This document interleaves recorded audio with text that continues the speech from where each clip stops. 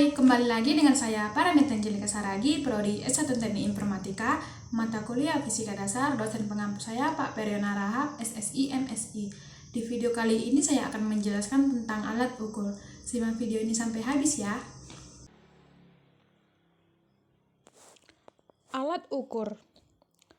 Apa yang dimaksud alat ukur?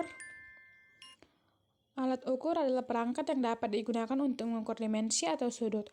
Penggunaan alat ukur ini tergantung dari benda yang diukur.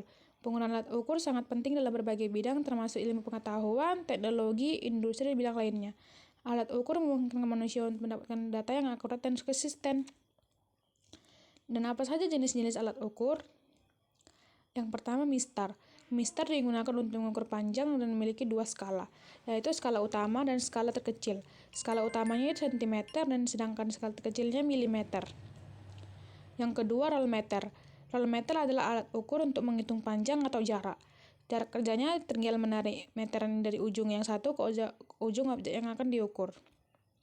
Yang ketiga, mikrometer sekrup. Mikrometer sekrup memiliki fungsi untuk mengukur ketebalan suatu benda, terutama bagi benda-benda berukuran kecil atau mikro. Bagian-bagian mikrometer sekrup yaitu rahang putar, skala utama, skala putar, dan silinder bergerigi. Yang keempat, neraca atau timbangan. Neraca atau timbangan adalah alat ukur untuk besaran pokok massa. Neraca terdiri dari berbagai jenis antara lain neraca dua lengan, neraca langkah, neraca was, dan neraca elektronik. Pada umumnya neraca terdiri dari bagian utama berupa mangkok atau wadah, tempat meletakkan benda yang akan diukur serta melakukan segala pengukuran. Yang kelima, voltmeter. Alat yang satu ini berguna untuk mengukur tegangan listrik, biasanya digunakan saat berurusan dengan rangkaian listrik pada mobil, motor, maupun rumah. Untuk menggunakannya, Anda cukup menjepit kabel pengukur di nilai lebih atau sumber listrik. 6. Amperemeter. Sama seperti voltmeter, amperemeter masih mengukur skala listrik. Alat ini berfungsi untuk mengukur kuatnya arus listrik. Untuk menggunakannya, Anda hanya perlu menghubungkannya dengan jaringan listrik yang ingin diukur sama seperti voltmeter. Setelah itu, Anda bisa langsung baca pergerakan jarum atau angka digital yang muncul. Yang ketujuh, ohmmeter. Alat yang ini masih berurusan dengan listrik, tapi lebih digunakan untuk mengetahui besaran hambatan listrik suatu benda. Alat ini penting untuk mencari nilai konduktivitas suatu benda. Untuk menggunakannya sama seperti voltmeter dan amperemeter. Yang ketujuh, termometer. Alat pengukur ini digunakan untuk mengetahui nilai suhu tergantung sensitivitas alatnya. Termometer ini bisa menggunakan untuk keperluan yang berbeda.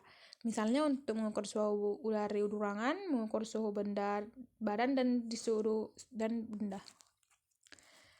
9. Barometer. Alat ukur yang berikutnya adalah barometer. Alat ini digunakan untuk menghitung tekanan udara. Untuk ukuran yang biasa tertera dalam alat ini adalah MB. Yang ke-10, stopwatch. Stopwatch digunakan untuk mengukur waktu. Biasanya lebih digunakan untuk mengukur waktu tempuh sesuatu. Misalnya pada lomba lari 100 meter, balapan rali, dan waktu tempuh renang seseorang. 11. Hygrometer. Alat ini digunakan untuk mengukur kelembapan ruang tertutup. Ukuran ini penting untuk proses penyimpanan barang khusus. Contoh saja pada alat elektronik dan bahan makanan.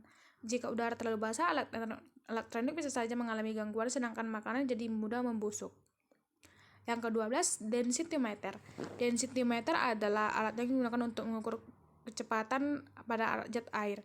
Untuk menggunakannya, Anda cukup memasukkan alat ini ke dalam cairan yang akan diukur. Biasanya untuk hal ini Anda membutuhkan cairan sampel yang cukup banyak. Yang ke-13, timbangan. Alat ini bisa berbentuk macam-macam, tapi tujuannya adalah untuk menghitung berat suatu benda. Bentuk timbangan tradisional bisa dilihat menggunakan pemberat, tapi untuk keperluan yang lebih detail Anda bisa menggunakan timbangan digital. Yang ke-14, kWh meter. kWh meter berfungsi untuk mengetahui berapa daya yang membutuhkan setiap jamnya. kWh meter ada yang berupa ringan dan ada pula yang digital. Dalam kWh meter analog terdapat piringan yang berputar karena adanya gaya magnet. Kecepatannya sesuai dengan besarnya daya yang dipergunakan. Yang ke-15, pinyiku.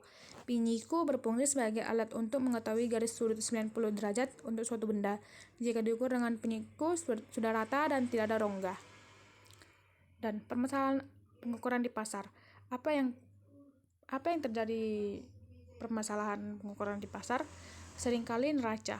Neraca seringkali menjadi permasalahan pengukuran pembayaran internasional. Salah satu masalah dalam neraca pembayaran internasional adalah ketidakseimbangan neraca pembayaran.